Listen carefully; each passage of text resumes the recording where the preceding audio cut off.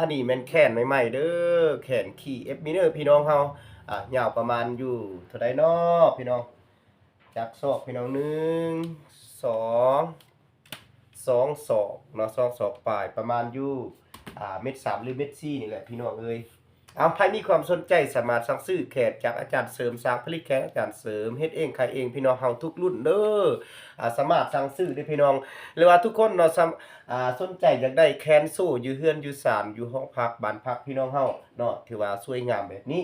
อาจจะประกอบเตาหนอกใบแบบนี้พี่น้องเฮาเนาะมักน้อยมักใหญ่เฮาจะเฮ็ดให้แขนแบบ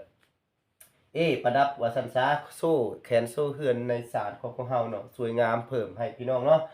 บัดนี้แบบนี้เนาะพี่น้องแต่ว่าตัวนี้เป็นแขนที่เฮาเป่าเป็นเนาะอันนี้แบบตัวอย่างตัวแบบซื่อๆถ้าผู้ใดอยากได้แขนโซ่แบบบ่มีลีนแบบโซ่ไว้ซื่อๆเนาะทางเฮาก็เฮ็ดให้ได้พี่น้องเด้ออ้าว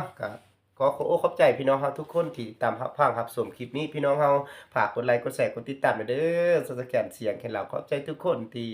อยากติดตามรับฟังทุกคนเลย